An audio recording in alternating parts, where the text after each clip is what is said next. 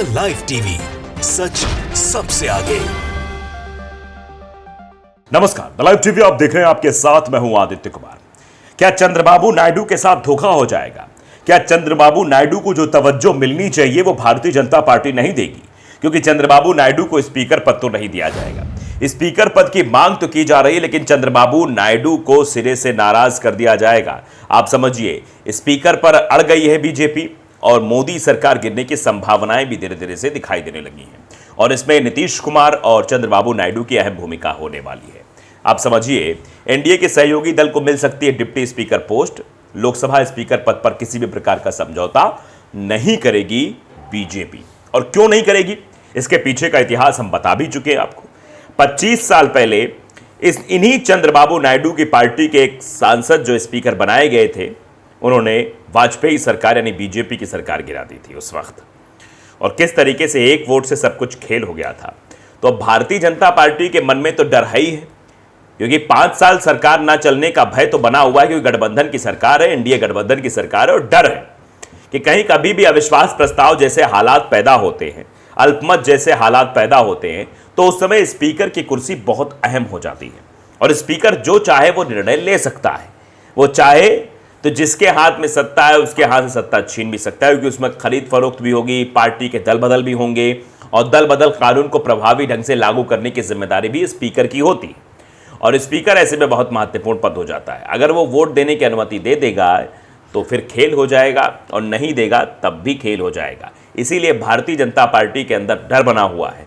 और क्या ये डर चंद्रबाबू नायडू और नीतीश कुमार को नाराज कर देगा? क्योंकि इसी डर के बदौलत बहुत सारी चीजें भी टिकी हुई हैं।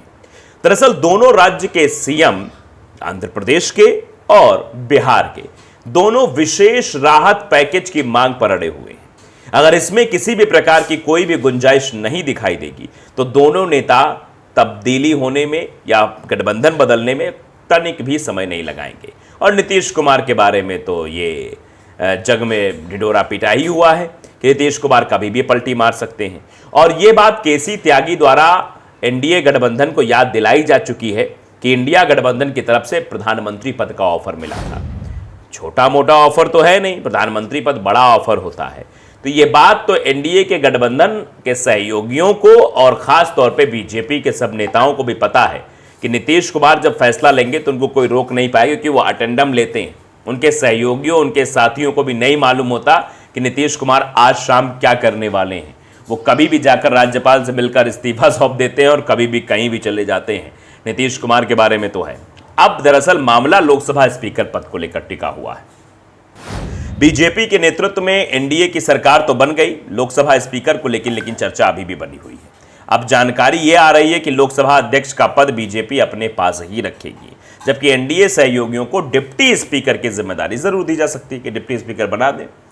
इसको लेकर बीजेपी ने एनडीए सहयोगियों और विपक्षी दलों के में आम राय बनाने की जिम्मेदारी राजनाथ सिंह को सौंप दी। और राजनाथ सिंह अब इसको लेकर बैठकें भी कर रहे हैं, बातचीत भी कर रहे हैं, अपने गठबंधन के सहयोगियों से भी चर्चा कर रहे हैं कि आखिरकार क्या कुछ किया जाए, किसको डिप्टी स्पीकर का पद देना है, क्योंकि स्पीकर पद तो बीजेपी अपने पास रखेगी।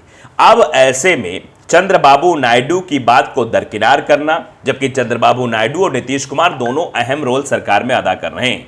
अगर ये दोनों गठबंधन बदलते हैं तो फिर सरकार बनाना बीजेपी के लिए मुश्किल हो जाएगा और मोदी का प्रधानमंत्री रहना मुश्किल हो जाएगा। तो ये समस्या तो है, लेकिन उस समस्या के बावजूद भी बीजेपी चंद्रबाबू नायडू और नीतीश कुमार पर दबाव बनाने की कोशिश कर रही है, जबकि दबाव नीतीश कुमार ना झेलना चाहते हैं, ना ही चंद्रबाबू नायडू। चंद्रबाबू नायडू का सीधे तौर पर कहना है कि जब मंत्रिमंडल विस्तार में हमने जो है कुछ ऐसा नहीं कहा, विभागों को लेकर कुछ हमने ऐसी बात नहीं की, तो फिर आगे चीजें होनी चाहिए। नीतीश कुमार का भी था चलो विशेष राहत का पैकेज मिल जाए, कुछ मिल जाएगा हमारे राज्य को, क्योंकि चुनाव भी 2025 में होने वाले हैं, उसका फायदा भी हमें मिल जाएगा। नीतीश कुमार इस फिराक में है। तो अलग अलग तरीके के समीकरण बनते हुए दिखाई दे रहे हैं। मोदी 3.0 सरकार के गठन के बाद से बीजेपी ने साफ कर दिया है कि वो अपने सहयोगियों के आगे नहीं झुकेगी। बीजेपी ने सहयोगियों को एक तरह से संदेश दे दिया है कि वो गठबंधन का अपना धर्म निभाएं, लेकिन सिर झुकाकर सरकार ना चलाएं। मंत्रिमंडल के बंटवारे में बीजेपी का वर्चस्व तो दिखा ही, अब बीजेपी ने लोकसभा स्पीकर पद पर भी वीटो कर दिया है। इससे साफ है कि बीजेपी स्पीकर पद से समझौता बिल्कुल भी नहीं करना चाहती है। हालांकि एनडीए सहयोगी दल को डिप्टी स्पीकर का पद जरूर दे सकती है। सूत्रों के हवाले से जो खबरें अब आ रही हैं वो ये है कि बीजेपी लोकसभा स्पीकर का पद अपने पास रखेगी और डिप्टी स्पीकर का पद दे देगी अपने किसी भी सहयोगी को। पार्टी आलाकमान ने एनडीए के सहयोगियों और विपक्षी दलों से बातचीत कर आम राय बनाने की जिम्मेदारी पार्टी के वरिष्ठ नेता और रक्षा मंत्री राजनाथ सिंह को दी है। रविवार को रक्षा मंत्री राजनाथ सिंह के घर संसद सत्र को लेकर बैठक हुई थी।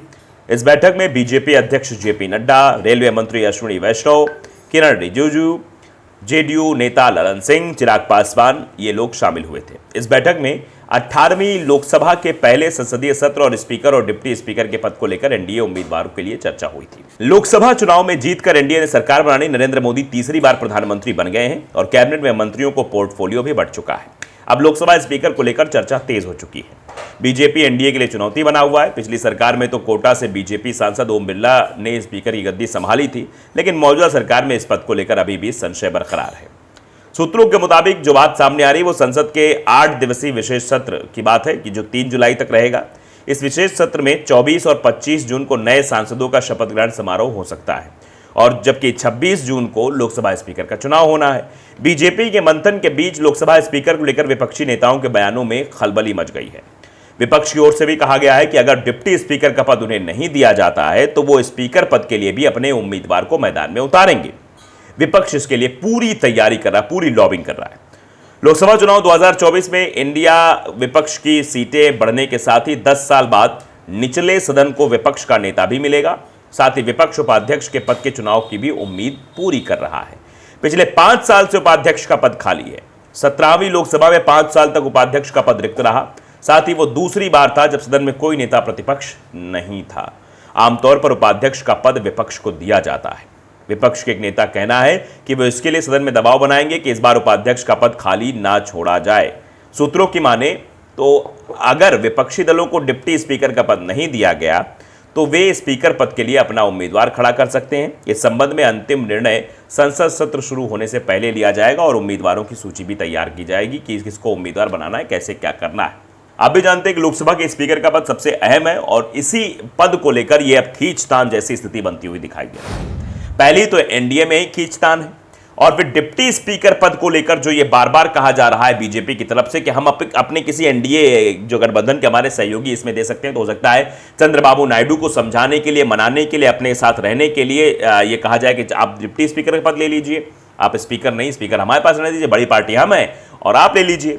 तो ये समझौता हुआ होगा। अब यहां पर पेंच जो फंसने वाली बात है विपक्ष ने फंसा दी है। विपक्ष कह रहा है डिप्टी स्पीकर का पद तो हमारे पास आना चाहिए, अगर नहीं आता है तो स्पीकर पद के चुनाव के लिए भी अपना उम्मीदवार उतारेंगे। फिर इन निर्विरोध जैसा कुछ रह नहीं जाएगा।